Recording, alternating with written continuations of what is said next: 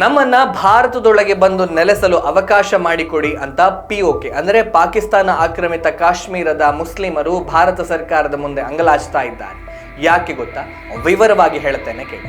Religion ಆಧಾರದ ಮೇಲೆ ಪಾಕಿಸ್ತಾನ ಭಾರತದಿಂದ ಪ್ರತ್ಯೇಕಗೊಂಡು ಆ ನಂತರ ನಮ್ಮ ಕಾಶ್ಮೀರದ ಒಂದು ದೊಡ್ಡ ಭಾಗವನ್ನು ಪಾಕಿಸ್ತಾನ ಆಕ್ರಮಿಸಿಕೊಂಡಿತ್ತು. ಆ ನೆಲದ ಮೇಲೆ ಮತ್ತು ಅಲ್ಲಿಯ ಜನರ ಮೇಲೆ ಪಾಕಿಸ್ತಾನ ಸರ್ಕಾರ ಮತ್ತು ಅಲ್ಲಿಯ ಮಿಲಿಟರಿ ಸಂಪೂರ್ಣ ನಿಯಂತ್ರಣವನ್ನು ಸಾಧಿಸಿತು.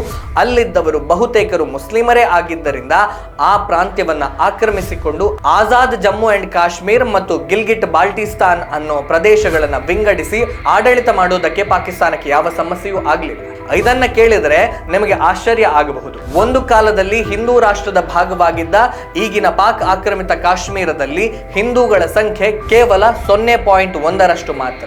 ಹಾಗಾಗಿ ಭಾರತದ ಭೂಭಾಗವನ್ನ ಪಾಕಿಸ್ತಾನ ಆಕ್ರಮಿಸಿಕೊಂಡಿದ್ದಾಗ್ಯೂ ನಮ್ಮದು ಮುಸ್ಲಿಂ ರಾಷ್ಟ್ರ, ಇಲ್ಲಿ ನಮ್ಮದೇ ಆಡಳಿತ, ನಮಗೆ ನಮ್ಮ ಧರ್ಮವೇ ಎಲ್ಲಕ್ಕಿಂತಲೂ ಮುಖ್ಯ ಅಂತ ಅಲ್ಲಿನ ಮುಸಲ್ಮಾನರೆಲ್ಲರೂ ಖುಷಿಯಾಗಿಯೇ ಇದ್ರು. ಆದ್ರೆ ಅವರ ಖುಷಿ ಹೆಚ್ಚು ಕಾಲ ಉಳಿಲಿಲ್ಲ. ಪಾಕಿಸ್ತಾನದಲ್ಲಿ ಮುಸಲ್ಮಾನ ಆಡಳಿತವೇ ಇದ್ದರೂ, ಪಾಕಿಸ್ತಾನ ಆಕ್ರಮಿತ ಕಾಶ್ಮೀರದಲ್ಲಿರುವವರು ಮುಸಲ್ಮಾನರೇ ಆಗಿದ್ದರೂ ಕೂಡ ಪಾಕಿಸ್ತಾನದ ಪಾಪಿ ಸರ್ಕಾರ ಮತ್ತು ಅಲ್ಲಿನ ಸೇನೆ POKಯ ಮುಸಲ್ಮಾನರನ್ನ ಪ್ರಾಣಿಗಳಿಗಿಂತಲೂ ಕಡೆಯಾಗಿ ನಡೆಸಿಕೊಳ್ಳುವುದಕ್ಕೆ ಶುರು ಮಾಡಿತು.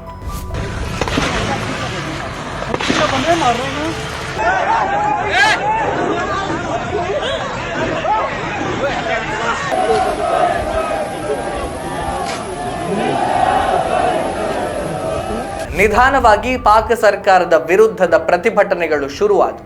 ಪಾಕ್ ಆಡಳಿತ ಅವರ ಮೇಲೆ ಯಾವ ಕರುಣೆಯನ್ನೂ ತೋರಿಸದೆ ನಿರ್ದಯವಾಗಿ ಅಂತಹ ಪ್ರತಿಭಟನೆಗಳನ್ನು ಹತ್ತಿಕ್ಕಲು ಪ್ರಾರಂಭ ಮಾಡಿತು.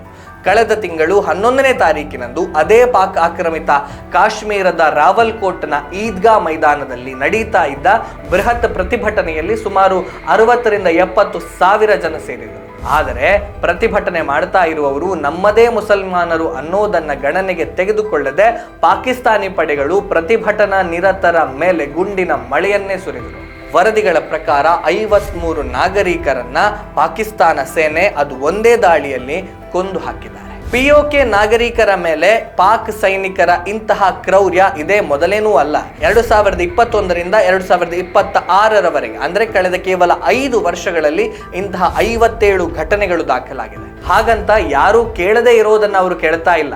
ಮಾನವ ಹಕ್ಕುಗಳನ್ನು ನಮಗೂ ಕೊಡಿ, ಮೂಲಭೂತ ಸೌಲಭ್ಯಗಳನ್ನು ಕೊಡಿ, ಆಹಾರ ಔಷಧಗಳನ್ನು ಒದಗಿಸಿ ಕೊಡಿ, ಶಿಕ್ಷಣ ಕೊಡಿ, ಸಮಾನ ರಾಜಕೀಯ ಹಕ್ಕುಗಳನ್ನು ಕೊಡಿ, ನಮ್ಮ ವಿರುದ್ಧ ಕ್ರೂರವಾಗಿ ವರ್ತಿಸೋದನ್ನು ಕೈ ಬಿಡಿ ಅಂತಷ್ಟೇ ಅವರು ಕೇಳ್ತಾ ಇರುವಂಥದ್ದು. POK ಮುಸ್ಲಿಮರ ವಿರುದ್ಧ ಪಾಕಿಸ್ತಾನಿ ಪಡೆಗಳ ದೌರ್ಜನ್ಯ ಸಹಿಸಲಾರದ ಮಟ್ಟಿಗೆ ಹೆಚ್ಚಾಗುತ್ತಾ ಇದ್ದಂತಹ ಸಂದರ್ಭದಲ್ಲೇ ಜಮ್ಮು ಕಾಶ್ಮೀರದ ಸಾರ್ವಜನಿಕರನ್ನ ಒಳಗೊಂಡ ಜಾಯಿಂಟ್ ಅವಾಮಿ ಆಕ್ಷನ್ ಕಮಿಟಿ ಅನ್ನುವಂತಹ ಸಂಘಟನೆ ಹುಟ್ಟಿಕೊಂಡಿತ್ತು. ಆದ್ರೆ ಅಲ್ಲಿನ ಸರ್ಕಾರ ಅವರ ಪ್ರತಿಭಟನೆಗಳನ್ನು ಹತ್ತಿಕ್ಕುವ ಕೆಲಸ ಮಾಡಿದ್ದಷ್ಟೇ ಅಲ್ಲ, ಆ ಸಂಘಟನೆಯನ್ನ ನಿಷೇಧಿತ ಉಗ್ರ ಸಂಘಟನೆ ಅಂತ ಘೋಷಿಸಿಬಿಡ್ತು. ಅಷ್ಟೇ ಅಲ್ಲದೆ ಆ ಸಂಘಟನೆಯ 106 ಕಾರ್ಯಕರ್ತರನ್ನ ಗುಂಡಿಕ್ಕಿ ಹತ್ಯೆ ಮಾಡಿತು. ಪಾಕಿಸ್ತಾನ ಆಕ್ರಮಿತ ಜಮ್ಮು ಕಾಶ್ಮೀರದಲ್ಲಿ ಕಳೆದ 15 ವರ್ಷಗಳಲ್ಲಿ 11 ನಾಗರಿಕರ ಹತ್ಯಾಕಾಂಡಗಳನ್ನ ಅಲ್ಲಿನ ಸರ್ಕಾರ ನಡೆಸಿದೆ ಮತ್ತು ಅದರಲ್ಲಿ ಸತ್ತವರು ಎಲ್ಲರೂ ಕೂಡ ಮುಸಲ್ಮಾನರೇ. ಹಾಗಾದ್ರೆ ಎಲ್ಲಿದೆ ಮುಸ್ಲಿಂ ಬ್ರದರ್ಹುಡ್? ಜಗತ್ತಿನ ಯಾವುದೇ ಧರ್ಮೀಯರಿಗೂ ಸ್ವತಂತ್ರವಾಗಿ ಬದುಕಲು ಸುರಕ್ಷಿತ ದೇಶ ಅಂದ್ರೆ ಅದು ಭಾರತ ಮಾತ್ರ ಅನ್ನೋದು ಈಗ POKಯ ಮುಸಲ್ಮಾನರಿಗೂ ಕೂಡ ಅರ್ಥ ಆಗ್ತಾ ಇದೆ. ಕಳೆದ ವಾರ ಈದ್ಗಾ ಮೈದಾನದಲ್ಲಿ ನಡೆದ ಬೃಹತ್ ಪ್ರತಿಭಟನಾ ರ್ಯಾಲಿಯಲ್ಲಿ ಅವರು POK ಪಾಕಿಸ್ತಾನದ ಭಾಗ ಅಲ್ಲ ಅನ್ನುವಂತಹ ಘೋಷಣೆಗಳನ್ನು ಕೂಗಿದ್ದಾರೆ.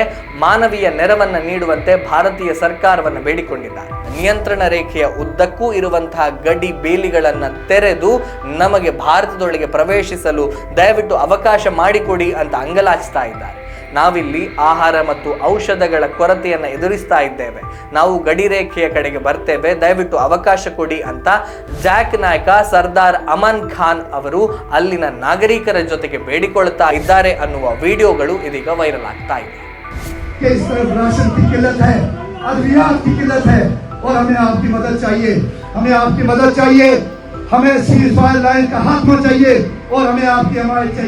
ಹಾಗಾದ್ರೆ ಅವರನ್ನ ಭಾರತದ ಗಡಿಯೊಳಗೆ ಬಿಟ್ಟುಕೊಳ್ಳಬೇಕಾ?